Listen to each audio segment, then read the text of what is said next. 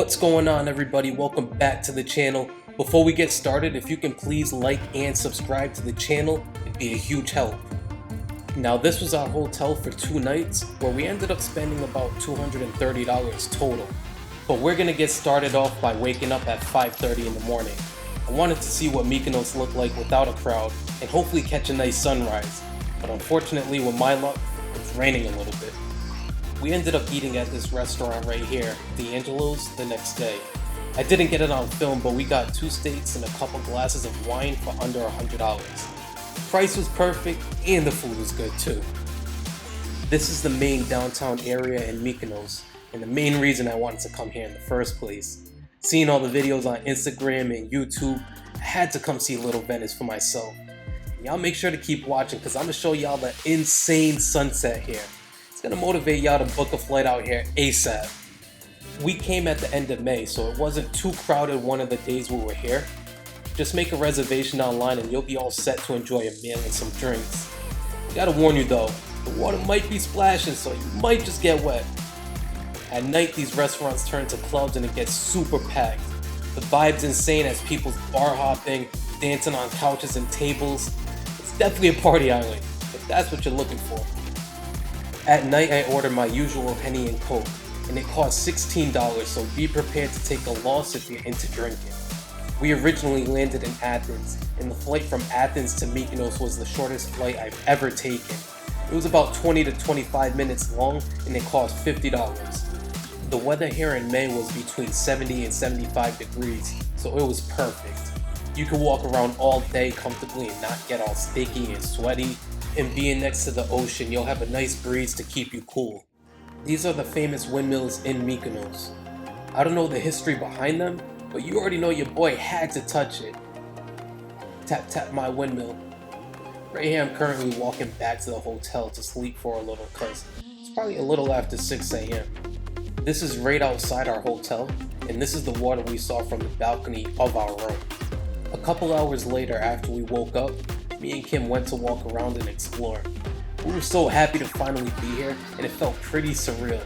This place is as advertised, and the video does it no justice.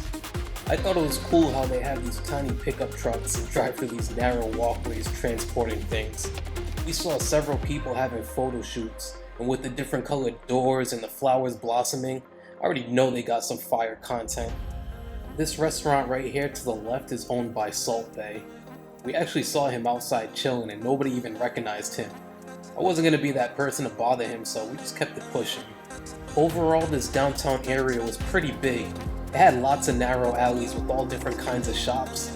If you've been to the Amalfi Coast, then you know those individual towns are tiny and you basically see everything in 10 minutes. Mykonos is perfect for 2 to 3 days, where you can explore this part of the island as well as venture out to different parts of the island. Now I'm gonna stop talking because y'all gotta see this sunset.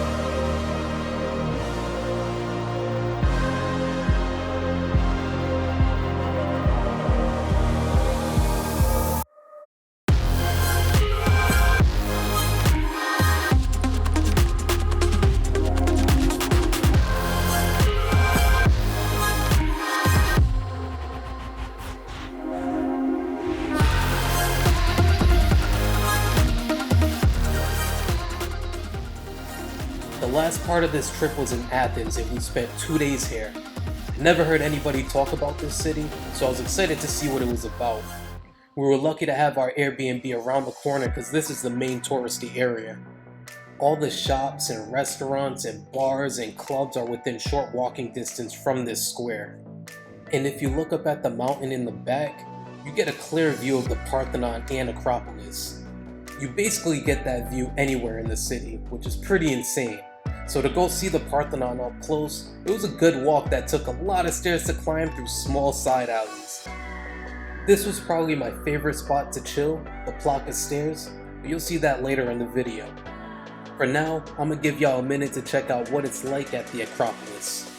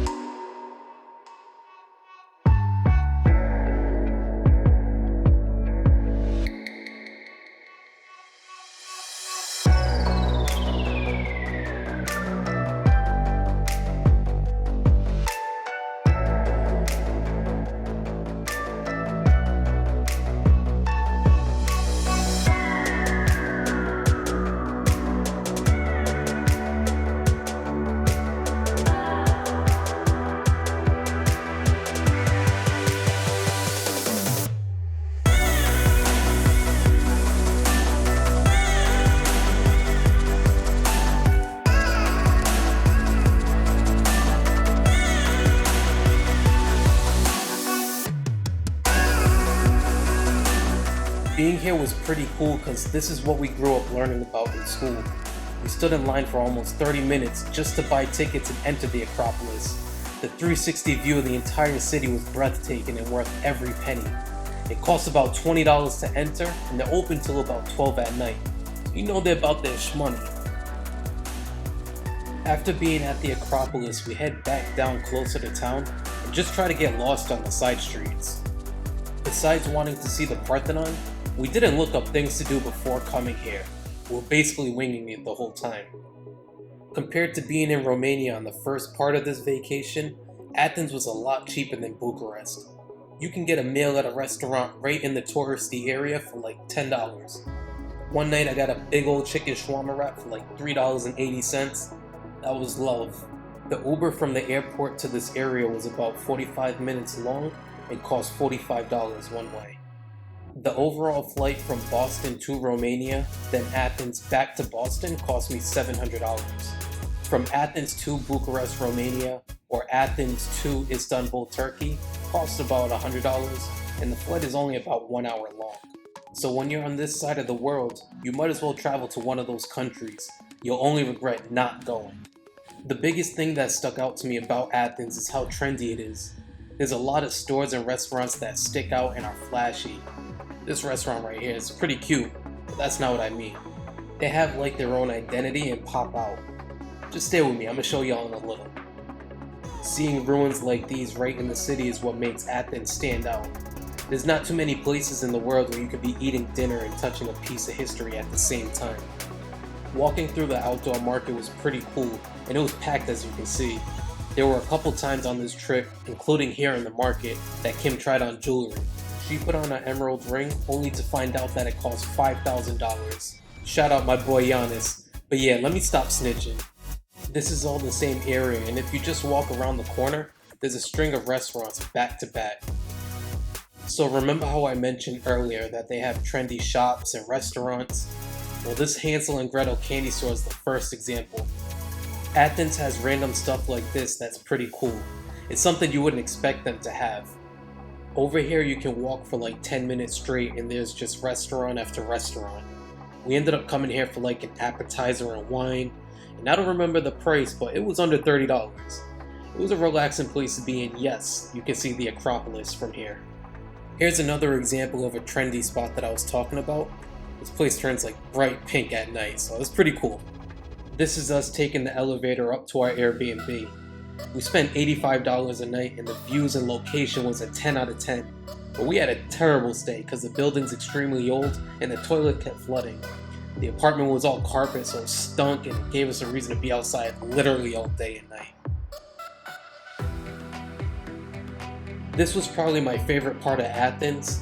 The Plaka stairs was something we never knew about and just randomly found it. You can walk up for 15 minutes straight and there's just restaurant after restaurant. They're small and cozy and they have people performing traditional music. If you follow these stairs to the top, it'll lead you to the Acropolis. We stopped here for food and drinks and these Greek guys that were here eating just got up and started dancing. Good vibes only. I wish I filmed the night prior because it was insanely packed on the streets. I just want to show y'all so y'all get an idea. This is a random side street called Little Cook and is based off Alice in Wonderland. Y'all just watch it real quick.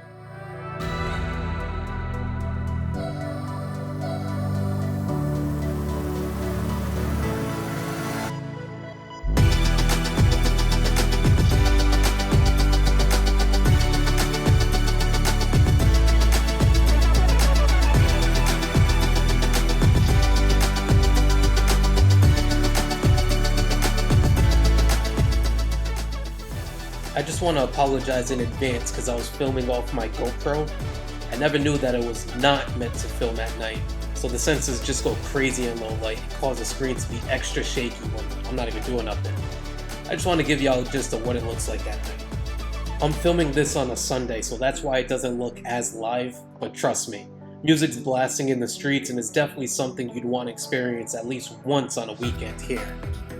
Although I felt safe here and didn't have any issues at all, we did see like 4 different people snorting coke on the streets like it was normal. That kind of threw me off, but if you can look past that, then you'll have no issues at all. The video's coming to an end, but before we split ways, I just want to say thank you from the bottom of my heart for joining me on this trip and letting me share my experience with you. Please stay tuned for the next video because we're going to be hitting up several countries that you won't want to miss out on. If you can please like and subscribe to the channel, it'd be a huge help for me. And you'll know when the next video is released. So I'll see y'all soon, and y'all be easy. I know how to rock climb. What? I like ground floor. You record this whole fucking time?